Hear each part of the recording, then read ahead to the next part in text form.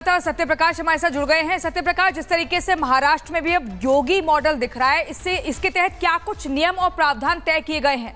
क्या किसी भी तरीके का कोई भेदभाव होगा कि मस्जिदों में अगर लाउडस्पीकर है तो वही हटाएंगे, या सभी धार्मिक स्थलों से ये लाउडस्पीकर हटाने का प्रयास किया जा रहा है? देखिए, बॉम्बे हाई कोर्ट के निर्देश के बाद कहीं न कहीं जो महाराष्ट्र पुलिस है, मुंबई पुलिस है, वो एक्शन में है और उनका कहना है कि चाहे मस्जिद हो चाहे मंदिर हो, वहाँ पर जो परमिशन मिलता है मुंबई पुलिस के द्वारा, उस परमिशन का कोई भी उल्लंघन करता है तो उसके खिलाफ कार्रवाई किया जाएगा। जो एक्शन हुआ है मुंबई पुलिस का, वो घाटकोपर के इलाके में, बिक्रौली इलाके में हुआ है, भांडुप इलाके में हुआ है, क्योंकि जिस तरह से बीजेपी के नेता ने वहाँ शिकायत की है, लोगों की शिकायत मिल रही थी, उसके बाद वो शिकायत लेकर पुलिस स्टेशन पहुंचे और जिसके बाद मुंबई पुलिस ने एक्शन करते हुए वहाँ पर कई ऐसे मस्जिद है जो कि वहां पे लाउडस्पीकर लगाए गए थे, इनलीगल थे। साथ ही लाउडस्पीकर की जो आवाज होती है वो काफी तेज थी। जो परमिशन मिलता है लाउडस्पीकर की आवाज को लेकर, उसका भी कहीं उल्लंघन हो रहा था, जिसको लेकर मुंबई पुलिस ने एक्शन लिया है और कई मस्जिदों को नोटिस दिया है कि जो आपने लाउडस्पीकर लगाया है वो इनलीगल है। साथ ही आपकी जो लाउडस्पीकर की आवाज है, जो डेसिबल होता है, जो पैमाना होता है, उसको कहीं तोड़ता है। आगे से अगर इस पैमाने को तोड़ता है तो कड़ी कार्रवाई किया जाएगा। तो कहीं न कहीं 3 इलाकों में मुंबई पुलिस ने एक्शन किया है और कई मस्जिदों को नोटिस देते हुए कहीं न कहीं ये कहा है कि अगर दोबारा ऐसा होता है तो आपके खिलाफ कड़ी कार्रवाई किया जाएगा। जी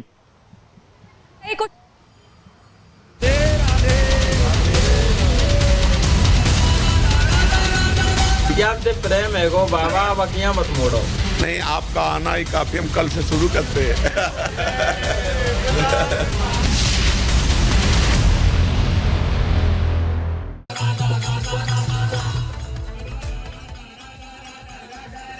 तो तस्वीरें हम आपको दिखा रहे हैं। आज वृंदावन के दिव्य संत प्रेमानंद महाराज को मानने वाले लाखों करोड़ों अनुयायियों के लिए बहुत बड़ा दिन है, क्योंकि आज से पदयात्रा फिर से शुरू हो गई है। 3 तस्वीरें आप देख रहे हैं। रात में जब प्रेमानंद महाराज कई दिन बाद पुराने मार्ग से निकले तो भक्तों की खुशी का ठिकाना नहीं रहा। राधा नाम से पूरा वृंदावन गूंज उठा। तो भक्तों ने पुष्प वर्षा करके और भजन कीर्तन करके प्रेमानंद महाराज का स्वागत किया और उनके दर्शन किए।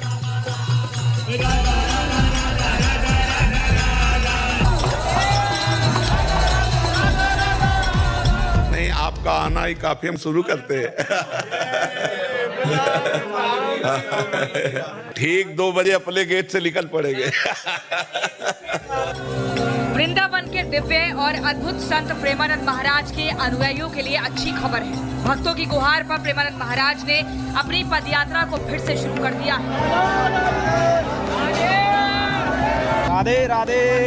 आज रात 2 बजे प्रेमानंद महाराज ने अपने पुराने रूप से पदयात्रा निकाली तो एनआरआई ग्रीन सोसाइटी के तमाम लोगों ने खुद प्रेमानंद महाराज का स्वागत किया।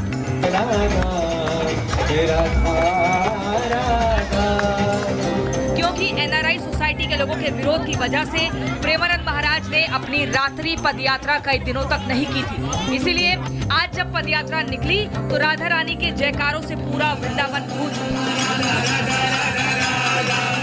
जिस रास्ते से प्रेमानंद महाराज पदयात्रा करते हुए केली कुंज आश्रम जाते हैं, उस पूरे रास्ते पर उनके अनुयायियों ने रंगोली बनाई और पुष्प वर्षा करके महाराज जी का भव्य स्वागत किया।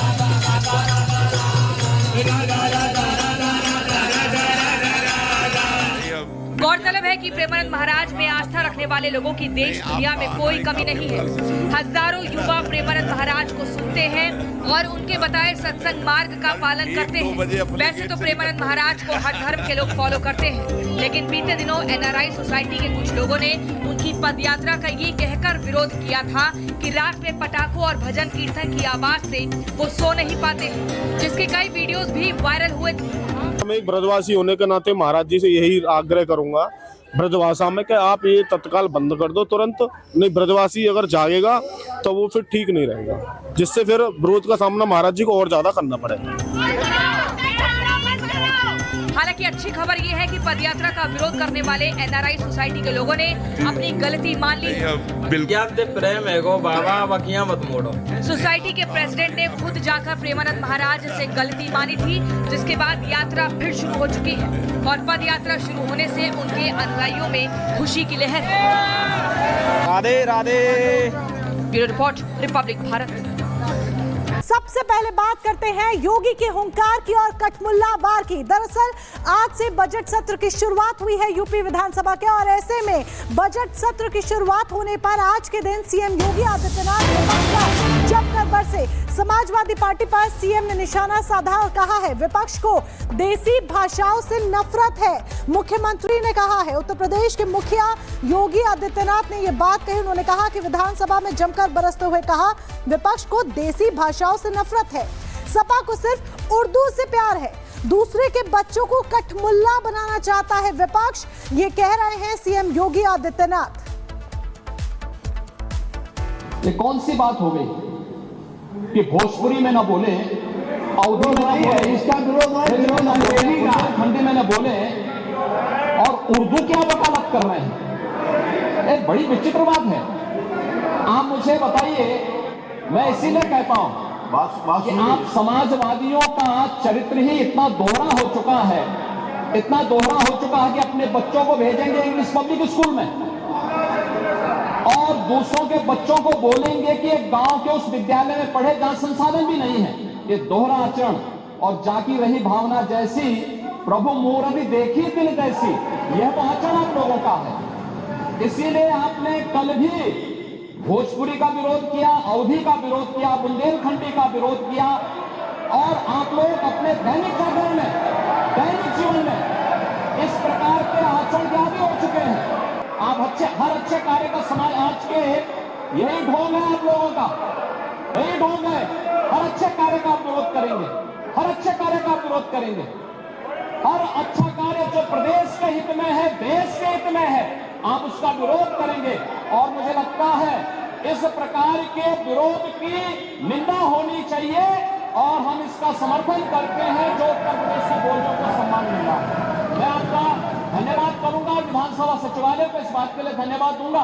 कल हम लोगों ने यहाँ पे इसका शुभारंभ किया, समाजवादी पार्टी ने उसका विरोध किया और मुझे लगता है कि प्रोसीडिंग का हिस्सा होना चाहिए, इनको समाज के सामने एक्सपोज करना चाहिए। अपने बच्चों को ये लोग पढ़ाएंगे इंग्लिश स्कूलों में और दूसरे के बच्चे के लिए अगर वो सुविधा सरकार देना चाहती है, कह देनी उर्दू पढ़ाओ इसको, यानी उसको मौलवी बनाना चाहते हैं, कठमुल्ला बन के और देश को ले जाना चाहते हैं। ये नहीं चल सकता। चलिए आगे बढ़ते हैं, बात हिमाचल प्रदेश की कर लेते हैं, क्योंकि हिमाचल प्रदेश से बेहद ही शर्मनाक तस्वीर सामने आई है, या फिर ये कहें कि वोट बैंक की राजनीति के लिए अब कुछ भी होगा। दरअसल इतिहास के गौरव, इतिहास के प्रतीक महाराणा प्रताप की जब मूर्ति लगाने की बात आई तो जबरदस्त बवाल शुरू हो गया है।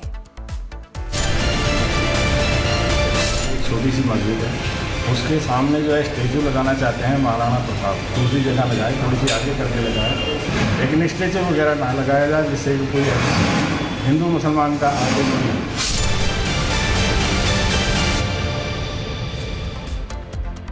तो वोट बैंक की राजनीति ने इस देश को इस तरह से तबाह कर दिया है कि महाराणा प्रताप को भी अब हिंदू मुस्लिम के चश्मे से देखना शुरू हो चुका है। जी हां, उनकी मूर्ति लगाने के विरोध में हिमाचल प्रदेश के हमीरपुर में कानूनी लड़ाई लड़ी जा रही है, जबकि महाराणा प्रताप वो वीर हैं जिन्होंने विदेशी आक्रमणकारियों का सामना किया, घास की रोटियां तक खाई, लेकिन कभी मुगलों की अधीनता स्वीकार नहीं की। लेकिन किसी ने सोचा नहीं था कि एक दिन ऐसा भी आएगा कि महाराणा प्रताप की मूर्ति लगाने का विरोध देवभूमि में होगा।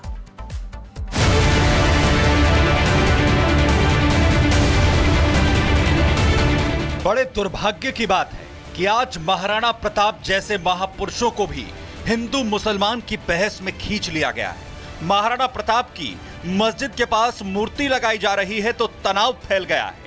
मुस्लिम सुधार सभा सुजानपुर के लोग कह रहे हैं कि मस्जिद के पास महाराणा प्रताप की मूर्ति को ना लगाया जाए। दलील दी जा रही है कि अगर महाराणा प्रताप की मूर्ति मस्जिद के सामने लगाई गई तो इससे नफरत की भावना पैदा हो सकती है। लगाएंगे महाराणा प्रताप का, बड़ी अच्छी बात है, दूसरी जगह लगाए, थोड़ी सी आगे करके लगाए, लेकिन ये तो एक नफरत पैदा करने वाला काम कर रहे हैं कि मस्जिद के आगे ही लगाएंगे, वो तो गलत तरीका है। हमारे मानना है कि सुंदरीकरण हो शहर का, बहुत अच्छे से सुंदरीकरण हो, और सुंदरीकरण हो रहा है, बहुत अच्छी बात है, लेकिन इस तरह की चीज़ें अच्छी नहीं है जो लोगों में नफरत हो। ये प्यार का शहर है। मस्जिद के पास महाराणा प्रताप की मूर्ति न लगे, इसे लेकर मुस्लिम धर्म